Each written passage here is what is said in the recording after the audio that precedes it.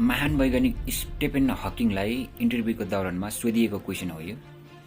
तपाईँ आफ्नो छोराछोरीलाई के सल्लाह दिन चाहनुहुन्छ? र उहाँले भन्नुभएको थियो, म आफ्नो छोराछोरीलाई 3टा मात्रै सल्लाह दिन चाहन्छु। नम्बर 1, सधैँ आकाशतिर हेर्ने गर, जमिनतिर होइन। अर्थात् सधैँ आफ्नो सोच चाहिँ ठुलो राख, फराकिलो राख, होइन। सानो सोच्नु चाहिँ तिमीलाई सङ्कुचित पार्छ, सानो सोच्नु चाहिँ तिमीलाई जमिनमै राख्छ। त्यही भएर सधैँ ठुलो सोच, आकाशतिर हेर्ने गर भनेर चाहिँ उहाँले भन्नुभएको थियो। अनि नम्बर 2मा चाहिँ यदि कारणवश तिमीलाई जीवनमा माया गर्ने मान्छे भेट्यौ भने उसको साथ कहिले पनि नछोड भनेर भन्नुभएको थियो कि।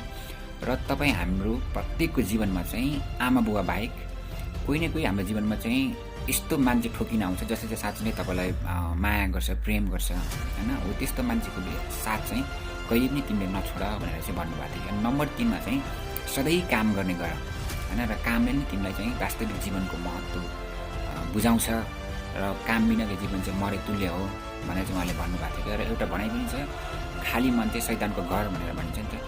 र त्यही भएर सधैँ काम गर्ने गर भनेर चाहिँ उहाँले भन्नुभएको थियो। कस्तो लाग्यो यहाँलाई?